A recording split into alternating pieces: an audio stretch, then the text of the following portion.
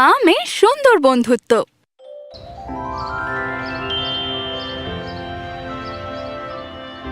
কোথায় ওই পোশাকটা? কোথায়? আমি এখানেই রেখেছিলাম। হাই মা, তুমি এটাই খুঁজছিলে তো? অলিশা, আজ আমি অফিসে এটাই পরে যেতাম। মা, আজ স্কুলে একটা বড় প্রেজেন্টেশন আছে, প্লিজ। আর এমনি তো তোমার আলমারিতে আমার যে ভালো লাগে আমি সেটাই পরবো। বাই। অলিশা, ব্রেকফাস্ট করবে না? সময় নেই, একটা আপেলই যথেষ্ট। আর ধন্যবাদ। আর তোমাকে অনেক শুভেচ্ছা, আমাকে গর্বিত করো। আর আমিও। অবশ্যই করব।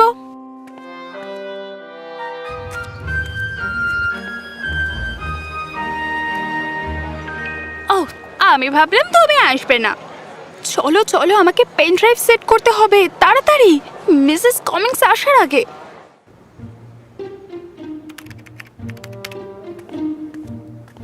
ওটাকে নতুন স্টুডেন্ট, টার্মের মাঝখানে এটা আবার কি?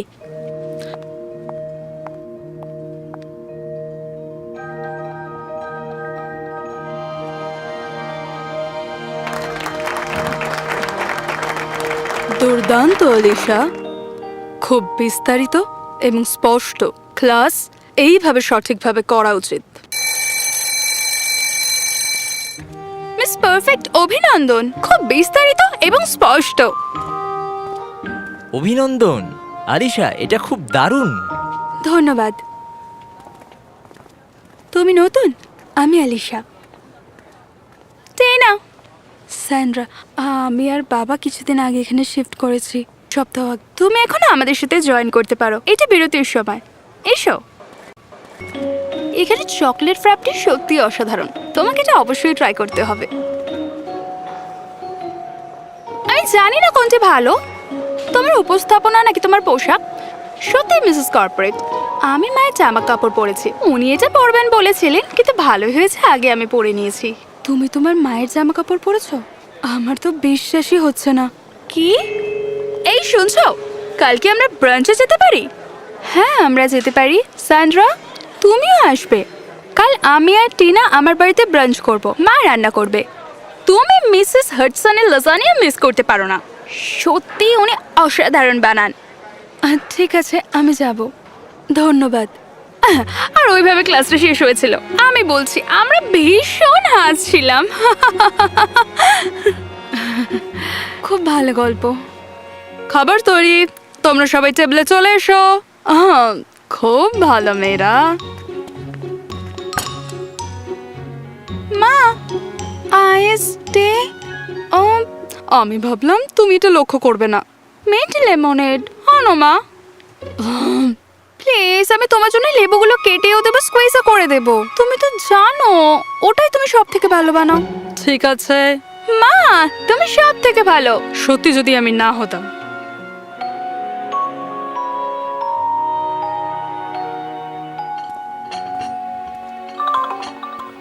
কোনো ফোন ব্যবহার করা চলবে না, মনে আছে তো? আমাদের খাওয়া শেষ হয়ে গেছে, এই কারণে আমি ফোনটা এনেছি।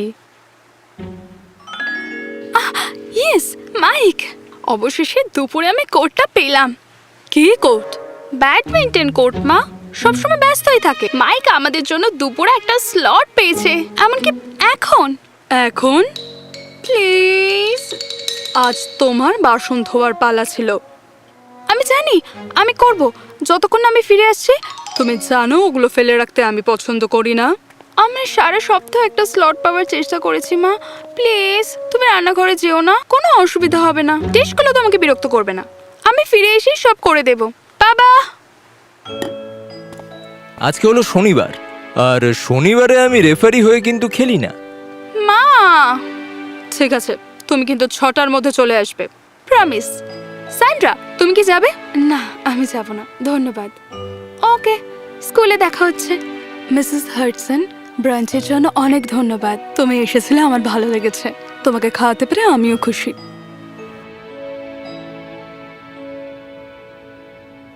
হাই স্যান্ড্রা, তোমার হাতে কি হয়েছে? না, আমি ঠিক আছি। স্যান্ড্রা, তাহলে মা কি বললো? তুমি মাকে চেনো, উনি এই বিষয়ে যথেষ্ট কুল। আসলে আমার একটু খারাপ লাগছে, মা মাইকে বেশি ভালোভাবে দেখেছে, কিন্তু আমাকে দেখা উচিত ছিল। এখন তুমি কি চাও? তোমার মা তোমার জন্য কি করবে? হ্যাঁ, তুমি জানো তো আমরা মাইকের সাথে ব্যাডমিন্টন খেলতে গিয়েছিলাম। মাইক ওর হাঁটু মুচকে দিয়েছে। ওর মা সপ্তাহের শেষে বাইরে ছিল, তাই এলিশা মাইককে বাড়ি নিয়ে এলো এবং ওর মা এ ব্যাপারে ঠিকঠাকই ছিলেন। তার সত্ত্বেও তুমি বলছো তিনি তোমার সাথে ভালো আচরণ করেননি। স্যান্ড্রা, আমি তোমাকে দেখাবো ভালোভাবে আচরণ না করা কাকে বলে। ঠিক এইরকম দেখতে লাগে। স্যান্ড্রা, কে এটা করেছে? আমার মা, আমার পালিকা মা। আমি একজন অনাথ, যাকে একটা পরিবারের হাতে ছোটবেলায় তুলে দেওয়া হয়েছিল।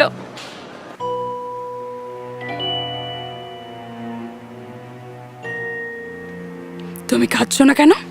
আমি আসলে এটা পছন্দ করি না, অন্য কিছু পেতে পারি? ও, তুমি মটরশুঁটি পছন্দ করো না, তাই না? না, করি না। তাহলে তোমাকে এটা খেতেও হবে না। এমনকি আমার রান্না করো তোমাকে কিছুই খেতে হবে না। আর না খেয়ে তুমি ক্ষুধার্ত অবস্থায় থাকো। এখন যাও, নিজের ঘরে যাও। Get out.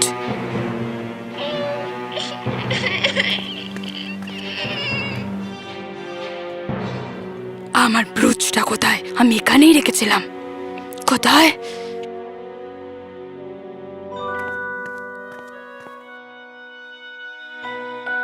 মা, এই যে আমি পেয়েছি। এটা কি তুমি তোমার কাছে রেখেছিলে? না, আমি। তুমি একটা চোর। এটাই কি তোমাকে অনাথ আশ্রমে শেখানো হয়েছে?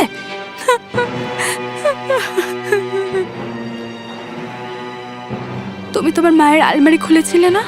তখন এই জন্যই আমি অবাক হয়েছিলাম। এই জন্যই আমার জীবন খুবই কষ্টকর। গত 5 বছর ধরে আমার জীবন 5 বছরের জন্য দুঃখে ভরা ছিল। যতক্ষণ না আমার বালিকা মা আমাকে দেখতে আসলেন, তিনি আমার দুর্দশা দেখলেন এবং আমাকে দত্তক নিতে প্রস্তাব দিলেন।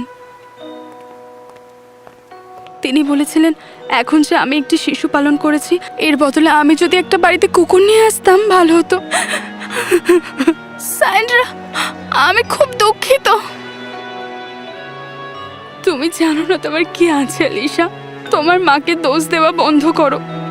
সে বারবার আত্মত্যাগ করেছে, তোমাকে তার নতুন পোশাক পরতে দিয়েছে। রান্না করার পরও তোমার পছন্দ মতো আবদারি সে আবার রান্নাঘরে ঢুকেছে। বন্ধ করো এগুলো। মাকে আর কষ্ট দিও না।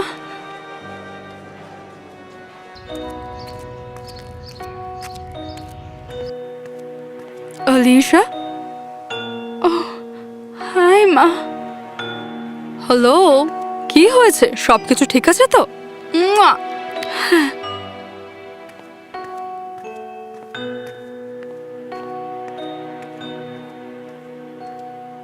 বন্ধ করো, মাকে আর কষ্ট দিও না। এই পোশাকটার জন্য ধন্যবাদ মা। তুমি এটা ফিরিয়ে দিচ্ছ? ধন্যবাদ।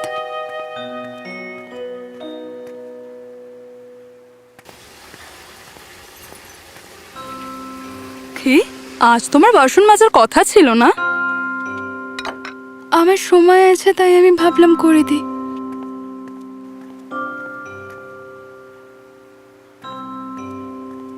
টিনা আর মাইক আজ আসবে না পড়তে? আচ্ছা, আজ তুমি কি খাবে? লেমনেড, মিল্কশেক নাকি স্যান্ডউইচ? ধন্যবাদ মা, আমার পেট ভরা রয়েছে।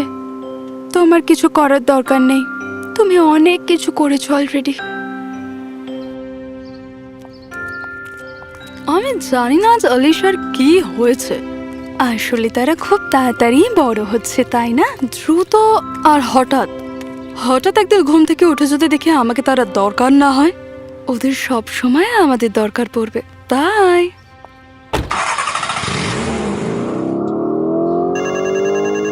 হ্যালো।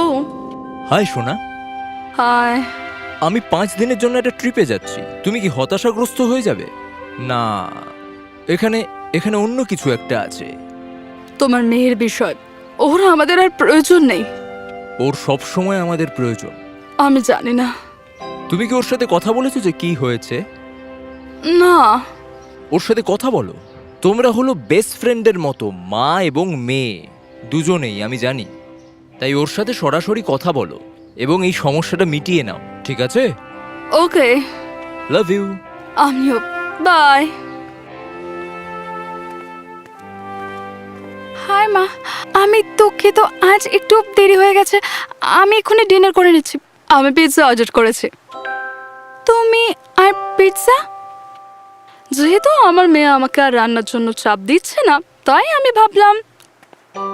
আমি দুঃখিত মাঝে তোমাকে অনেক কষ্ট দিয়েছি। কষ্ট? কিন্তু এখন আমি বুঝতে পারছি। বসো, কথা বলো, সবটা বুঝিয়ে বলো। ঠিক আছে। তোমাকে আমার যতটা বোঝা উচিত ছিল আমি ততটা কখনোই বুঝিনি। আমি খুবই দুঃখিত। ও, আর এখন তো আমি ভাবছি তোমার আমাকে আর বুঝি প্রয়োজন নেই। কি? না, এটা সত্যি নয়। ও আলিশা, এদিকে এসো। আমি দুঃখিত যে সান্ড্রাকে এরকম পরিস্থিতির মধ্যে দিয়ে যেতে হয়েছে, কিন্তু আমাদের সম্পর্কটা অন্যরকম। নিশ্চয়ই আমার কথা বুঝতে পারছো। আমি সব সময় তোমার কাছে দাবি রেখেছি, তাও তুমি আমার জন্য কত কিছু করেছো। মনে আছে গত বছর স্কুল ট্রিপের জন্য তুমি খুব অপেক্ষা করছিলে, খুব উত্তেজিত ছিলে? হ্যাঁ, কিন্তু কেন? আমি শেষ মুহূর্তে অসুস্থ হয়ে পড়েছিলাম, তোমাকে যেতে বলেছিলাম, তার সত্ত্বেও তুমি ক্যান্সেল করে দিয়েছিলে।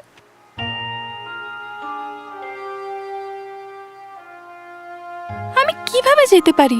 এটা যে শুধু ভালোবাসা তাই নয়, আমার জায়গায় তুমি থাকলে তুমিও তাই করতে। হ্যাঁ, আর এটাই মূল কথা। যখন একটা মানুষ আরেকজনকে ভালোবাসে, তখন তাদের সম্পর্কটা দুজনের মধ্যে খুব সুন্দর হয়ে যায়। এটা দাবি করা না, এটা শুধু বিশ্বাস যে যখন তুমি বিরক্তকর হয়ে উঠবে, তখন অন্য পক্ষ তোমাকে তাও ততটাই ভালোবাসবে। তুমি আমাকে বলেছিলে যে তুমি ব্যাডমিন্টন খেলতে চাও এবং পরে বাসনগুলো ধুয়ে রাখবে, কিন্তু যখন তুমি ফিরে এসেছিলে তুমি পাত্রগুলো ধুয়েছো। তুমি তোমার প্রতিশ্রুতি পূরণ করেছো। তুমি আমাকে সেদিন লেবুর রস বানাতে বলেছিলে, কারণ তুমি মনে করো আমি সব থেকে ভালো লেবুর রস বানাই, তাই তো? তুমি আমার কথা ভেবেই করেছো। কারো কাছে দাবি রাখা অপরাধ নয় যদি তুমি সত্যিই তাদেরকে ভালোবাসো, তবে অবশ্যই মনে রাখতে হবে তাতে যেন তাদের কোনো ক্ষতি না হয়। তুমি বলছো আমি একজন ভালো মেয়ে? তুমি অসাধারণ মেয়ে। তুমি বুদ্ধিমতী, যুক্তিসঙ্গত, দায়িত্বশীল, পরিশ্রমী আর আনন্দদায়ক। আমি এরকম কারণ তুমি সবচেয়ে সেরা মা। আমি তোমাকে ভালোবাসি মা। আমিও ভালোবাসি সোনা। তার মানে তুমি কাল যেটা কিনেছো ওটা আমি পরে যেতে পারি? পড়ার সাহসও করো না, আমি ওটা পরবো। স্যান্ড্রা বলেছিল তোমার মাকে আর কষ্ট দিও না। ও, তুমি কি সত্যিই সেটা মনে করো? হাস্যকর এটা, তবে আমার গর্ববোধ হয়। তার মানে আমি তোমাকে কষ্ট দিচ্ছি না?